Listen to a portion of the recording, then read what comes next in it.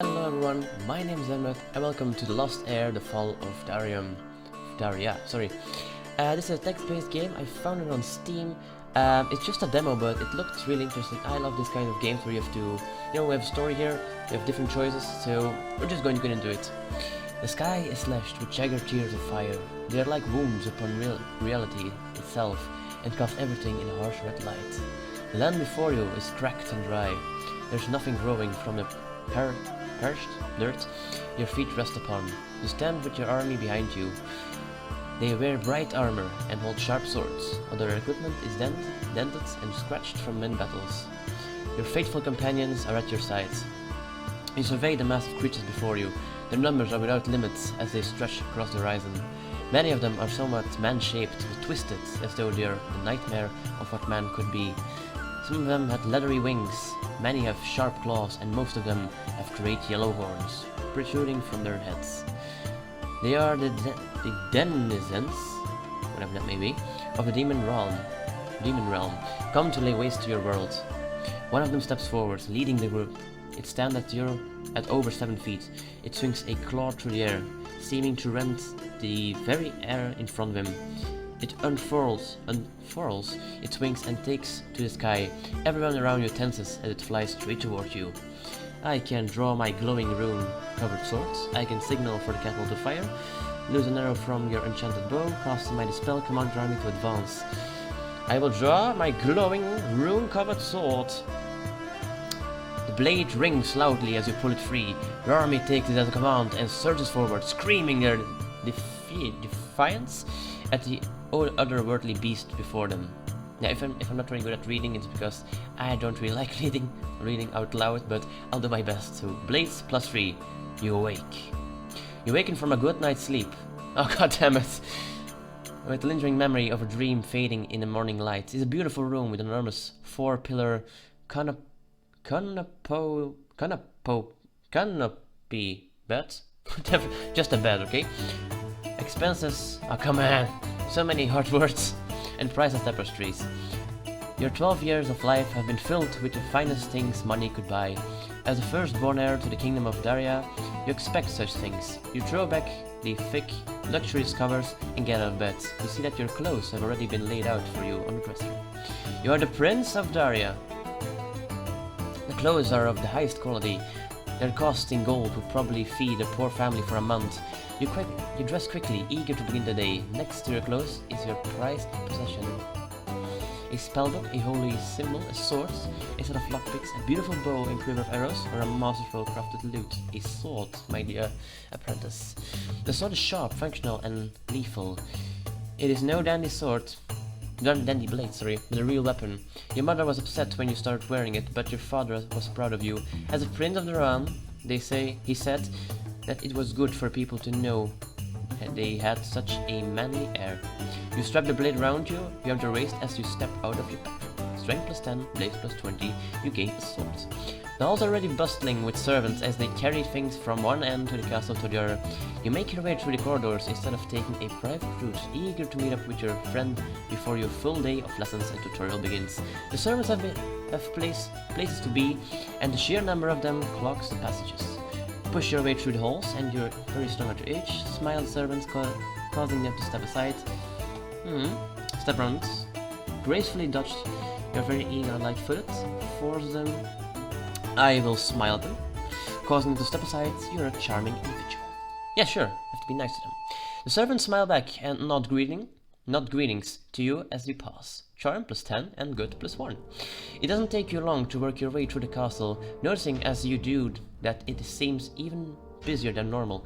Perhaps something interesting is happening that you haven't heard of yet. No matter, your friend is waiting for you, and you hurry on your way. Visit Petra, the young noble girl who is visiting.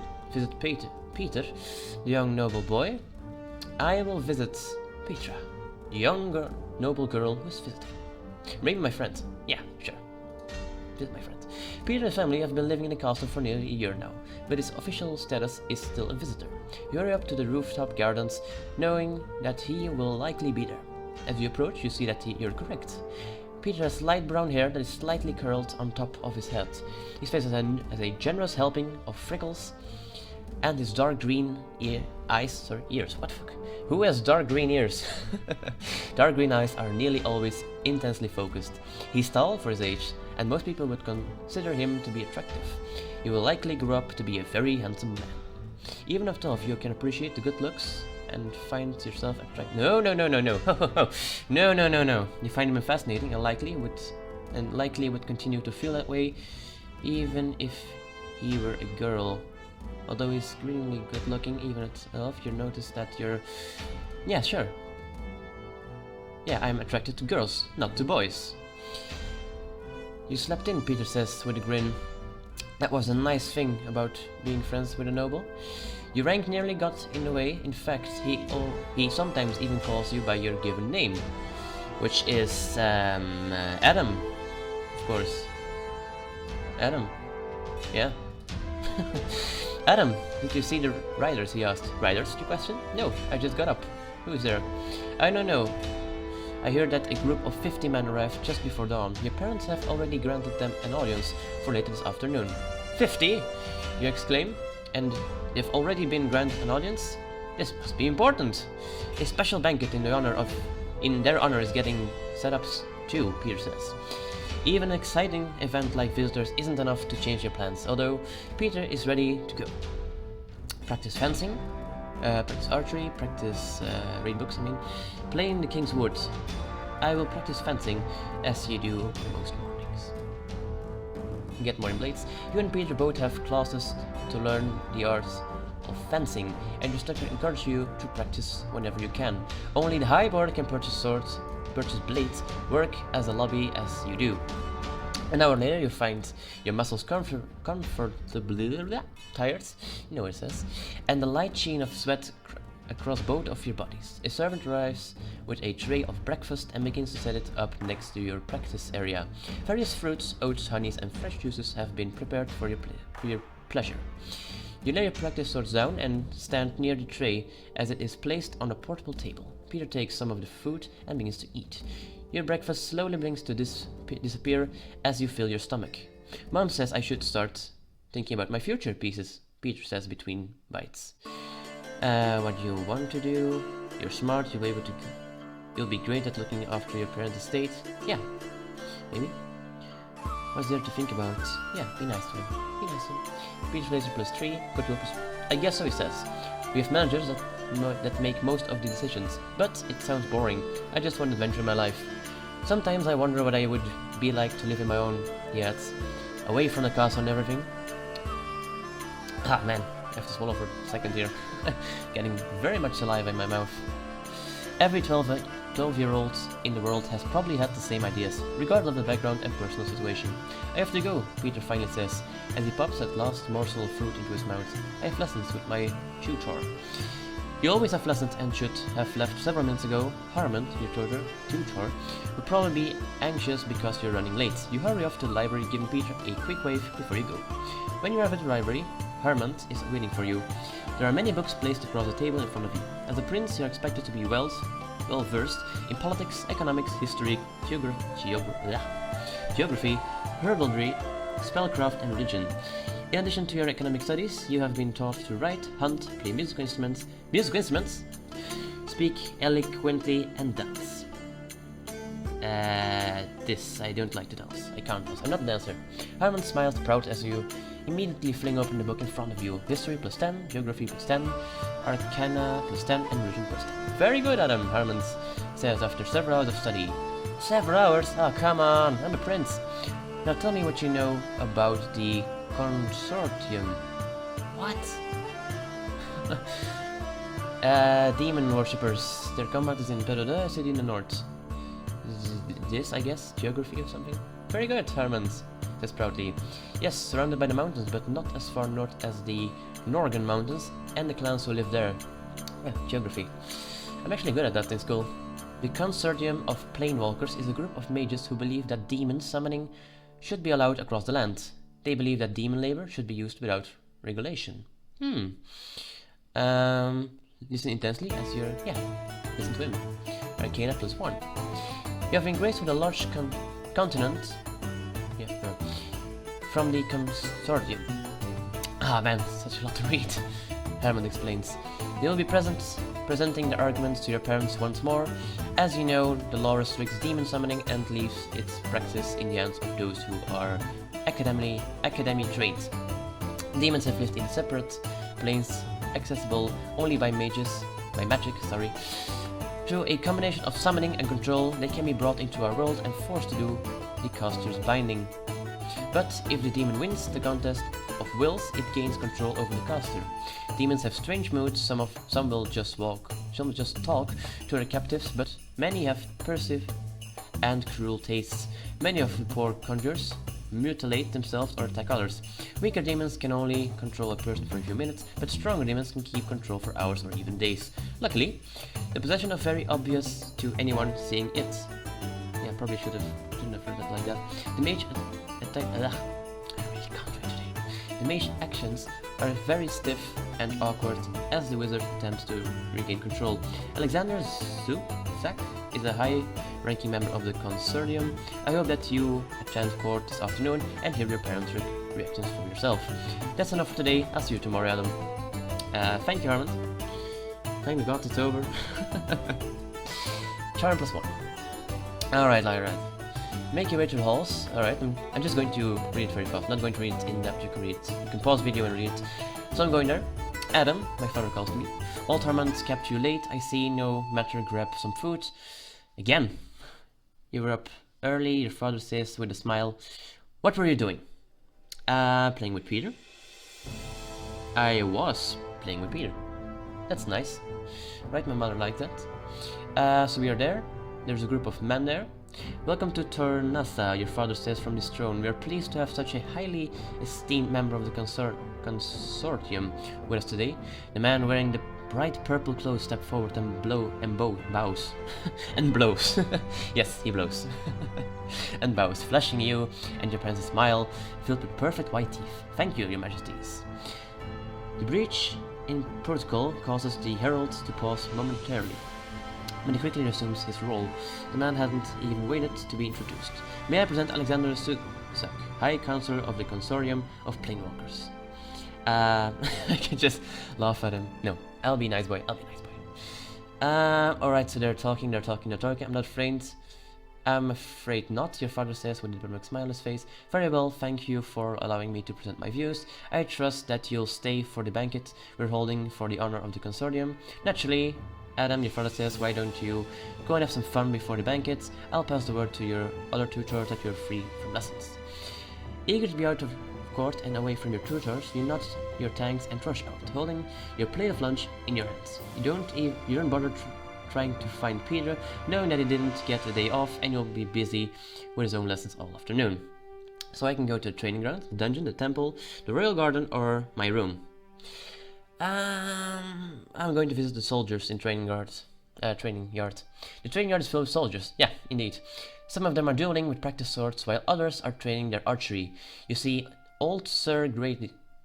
Yeah, sitting in the shade of an old apple tree. His white mustache hangs over his mouth, and his eyes are closed. He's been retired for 20 years now, although he still comes to the afternoon practice every day. More often than not, like today, he falls asleep before the drill's over.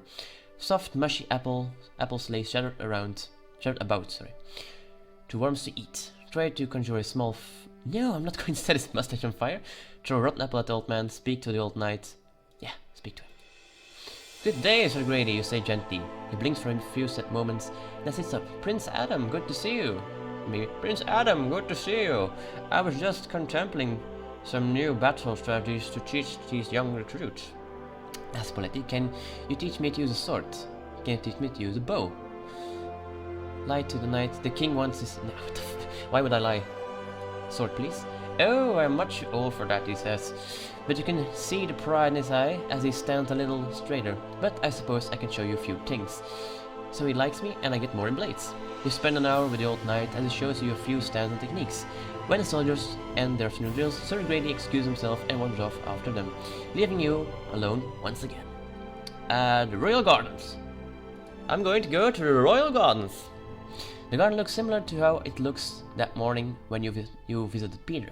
The afternoon sun shines brightly from the cloudless sky, making all of those various leaves and flowers seem even brighter. You're surprised to see an old woman sitting on one of the stone benches. It is one of your father's royal advisors, Lady Emmeline. Her iron grey hair is medium length and cut to a straight edge evenly below her ears. She leans heavily on a wooden cane as she inspects a bright blue flower growing from one of the vines. You know that she isn't really a noble, but you parents call her Lady anyway. The respect for the old woman not seeming to match her appearance. You aren't even sure what her role is, although you suspect that she may be a gardener of some type.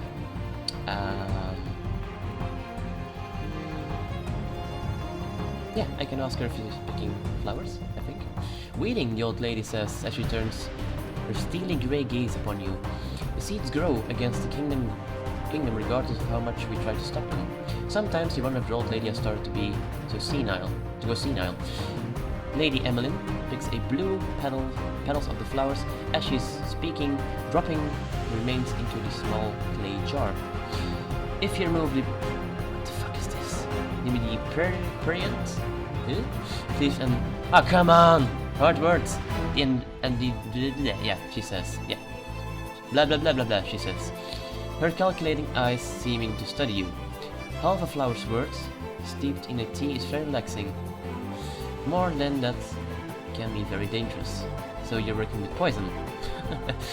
You know that she's gathering several flowers worth of the stuff. Good day to you, Prince Adam, she says, leaving the garden with her tiny clay jar. She likes me, and I like nature. I know more about nature. I shall go to the dungeons. The long descent from the stairs down the stairs seems to take forever as you travel deep below the castle. Your parents are kind monarchs who don't use the dungeon very often, although they are always kind enough to not execute criminals needlessly. So there are always a few poor souls down below.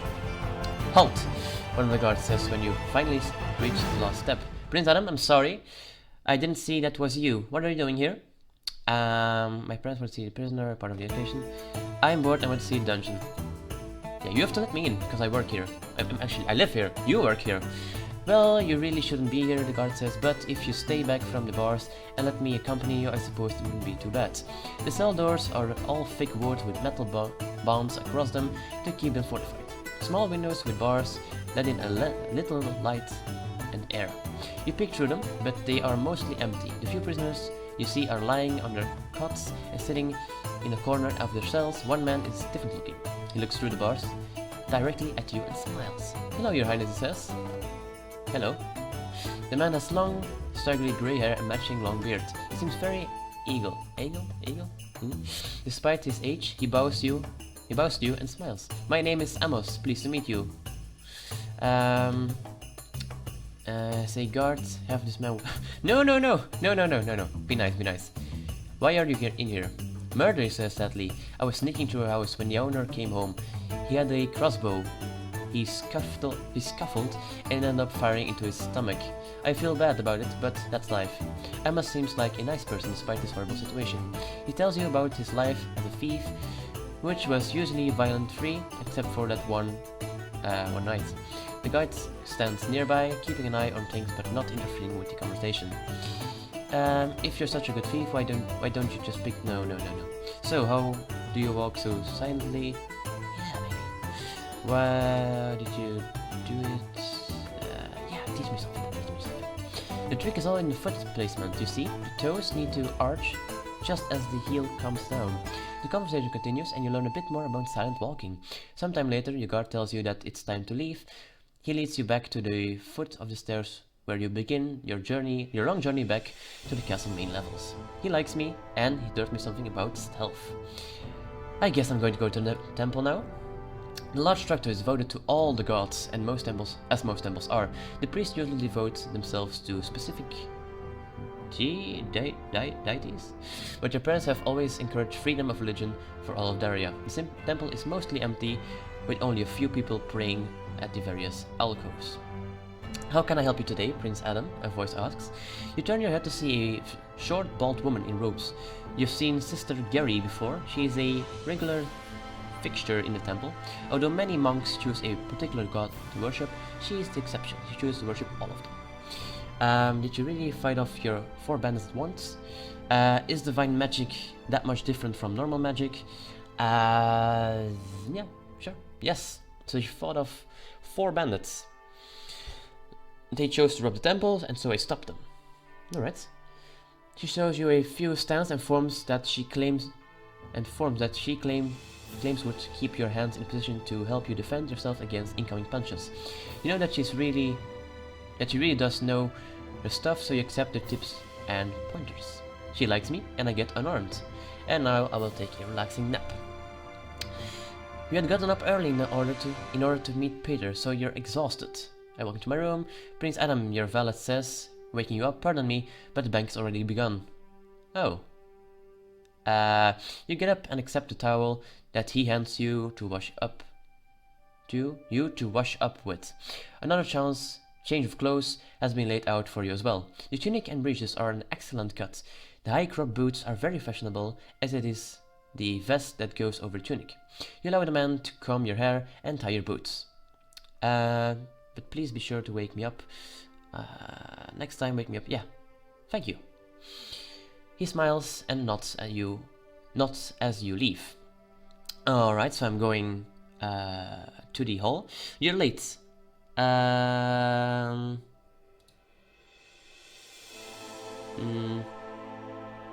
going to... No, maybe that's lying. Yeah. Let's tell the truth. No matter, you're here now. He says with a smile, patting your shoulder in a friendly way. You pick up a spoon and place it into a bowl of soup in front of you. Suddenly, your father knocks the spoon from your hand. You look towards him and notice that he was unintentionally... Oh. So it was an accident. Okay. He appears to be having some type of seizure, and a small tickle of blood is running from his nose. Oh no, oh no, no. Don't kill my father. You begin to stand up to help him, but before you're able to do something, you see that he isn't the only one struggling for breath. Oh no. Yell for the guards. Guards! Your shouting goes unnoticed as everyone starts to yell at once. Oh crap. Oh crap. You're not finding each other, though. Surprisingly, you see a further group entering the hall. They look to be a ragtag bunch. Alright, so the mages come in, and now these guys come in, and they're going to fight. You're under attack. This guy yells. You feel a pull on your arm and see that the large black-haired man with 2 axes is trying to lead you away from the fight. The red-haired woman is helping your mother, and Zeus himself is helping your father. The friends are nearly unconscious and they are exploring the great hall. 2 men approach and axeman pulling your arms, forced to let go as he leads you to the hall. Together is a large man with an ugly scar on his face. Get up to him, your chair, and place him to the morning star. Oh! He's picking up a morning star on a chain in his hand. Spikes are red and his previous moment. You see his rotten teeth and he begins to swing towards you.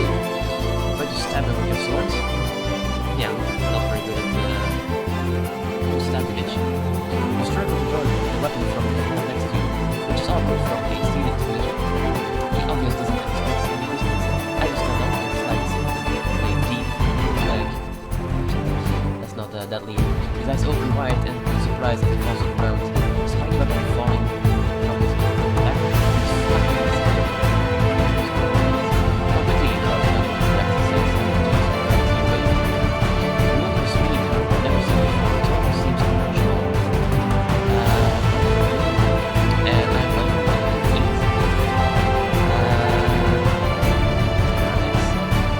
I checked the woods,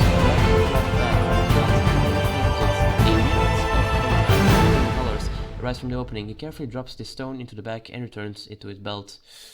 Attempt to revive your dying parents? Ask woman, what do you mean by that? Pray to the god Freight. I'm going to help my parents. You see that they are no longer breathing. You pound on their chest and try to wake them up as Suzak watches you with an annoying annoyed expression on his face. "Kill him, Tuja," he says coldly to the X-Men. "They'll just think it was an escaped prisoner. It would have been cleaner if Selena's poison had done the deed, but this will work just as well." "Oh, you snake." You watch in stunned disbelief as the man with the axe steps forward. Suddenly, flashes of bright white fill the room. You see eye shards flashing past you, and feel one of them cut your arm open. The three others are cut much worse as they raise their hands to block the onslaught. Through the barrage, you see kindly old Hermond, your tutor, casting the spell from the doorway. "Run," he yells. Right, so I'm running. One of the shots vice randomly slices through the bag hanging from Zuka's belt. You watch as the fabric is torn open and glowing rune-covered stones scatter across the floor, including the dull, unglowing one that he had just added. Instinctively, you grab at them as you run past, scooping some of them into your hand as you rush to the guards blocking your path. Unknown to you at the time, these old compulsions will change the course of history forever. Your last vision of that room is that of the bloated corpses of your parents, a vision that will haunt you forever. Gain 3 glowing runes covered stones and 1 dull unglowing rune covered stone.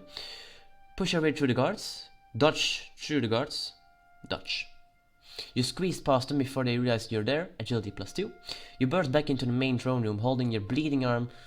The attackers wearing mismatched armor are still fighting the royal guards, but none of them are trying to push past the Consortium's men. All of the nobles are now gone, either dead or taken away to safety. A lot to read. I'm just going to skip a few lines here. The 4 outfighters have been broken through the mismatched attackers, opening an exit in their ranks. Zuzak strides forward, confronting with Tuja and Selena at his side, as he holding the end of his shirt in one hand, which appears to be sagging in the center. Judging from the colors shining from the makeshift pouch, you guess that it's holding the stones that had fallen out of the torn bag. "Get him," he yells, pointing at you. Run left towards Sir Grady and yeah. Maybe sister. She fought off bandits. Amos. Who is Amos again? Lady Amelia. You. Help me, knight. Help me! Sir Grady and Lady Emily. So let's see. Unfortunately, it is enough. Looking past Sir Grady and Lady Evelyn, you see a sword strike deeply into Amos' neck as another slips past Sister Ceres' guard and slides open her belly. Dozens of swords rise and fall in a shower of blood, killing the 2 defenders. To this spray of arterial red, you see a tall, dark-skinned monster. It is 7 feet tall, covered in muscle, and has a pair of long yellow horns sticking out of his forehead. The demon summoners have finally brought forth one of their servants. The beast unfolds a pair of bat-like wings from his back and flies over the bloody scene, landing just a few feet behind you and your final 2 companions. Each defender grabs you by a hand and pulls you as you come to the last branch of the corridor. Sir Grady pulling left, and Sir, I will follow Sir Grady. Lady Emily just lets go and your hand immediately, allowing the old knight. She lets go of your hand immediately, allowing the old knight to pull you to the left. The demon follows you after you, and Sir Grady, smoke billowing from the nostrils and mouth. "Run, Adam!" Lady Emily shouts. "The fate of the kingdom lies in your hands." The old lady walks right up behind the demon and begins stabbing it repeatedly between the shoulder blades with her dagger. The demon roars in pain and fury as it turns around, reaching out and grabs her with a long clawed talon. Lady Emily is lifted into the air by her throat. Her nails dig futilely into the demon's forearm as it squeezes the life from her. Finally, you and Sir Grady exit the castle as the demon drops the dead woman to the ground. The sacrifice of the royal guard and the others aren't wasted as you and the old knight escape the castle. You stumble into the night, out of breath and bleeding. And I guess I'm going to end this part here. So if you guys like this game, then I'll do the skip to 6 years later. But for now, see you guys in the next part. Bye bye.